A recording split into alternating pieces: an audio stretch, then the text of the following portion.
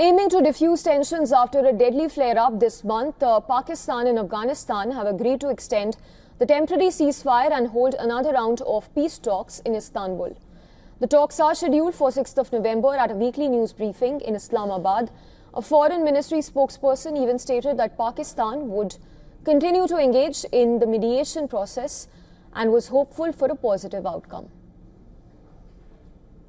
Pakistan would continue to remain engaged in the mediation process and hope for a positive outcome for the 6th November talks. Pakistan highly appreciates the constructive role of brotherly countries of Qatar and Turkey.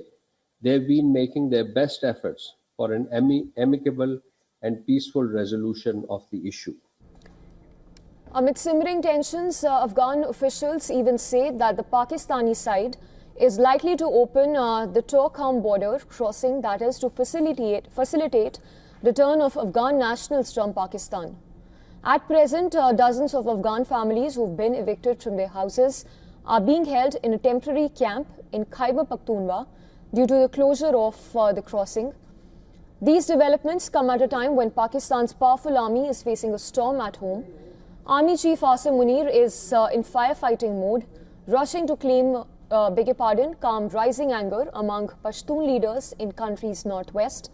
What began as a counter-terror campaign has now ignited a political fire, one that pits the military against its own people. The Pakistani army chief is putting forward a conciliatory face. Munir even met Pashtun tribal elders during a recent visit to strife-hit Peshawar.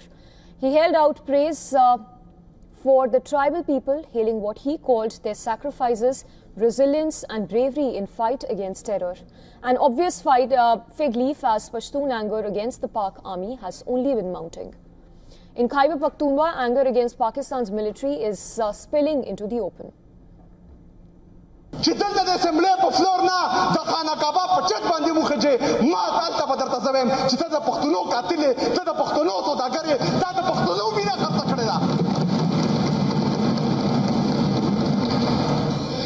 دا 80,000 خلق دا 80,000 پښتانه دا 80,000 قبایل دا چې کله قتل شوي وو دې ټایم کې د پاکستان تحریک انصاف حکومت نه و دې په حکومت کې ناستو.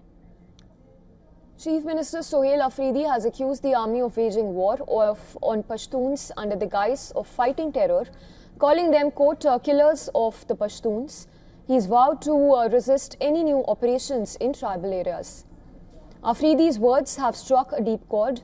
From Waziristan to Bajaur, pro-Pashtun activists say that the military's counter-terror raids have left behind a trail of grief, destroyed houses, displaced families and lives lost. Many have called it outright suppression. The military denies the charges, insisting its operations target only militants and not civilians. However, the damage is clear. The mistrust between Islamabad and its Pashtun population has never been deeper. Army Chief Asim Munir now finds himself on a shaky ground as he battles to douse multiple fires internally. For Pakistan, this is more than a political crisis. It's a fight for legitimacy. At stake is not just peace in Pakistan's tribal belt, but the trust of millions who say that they've suffered for too long.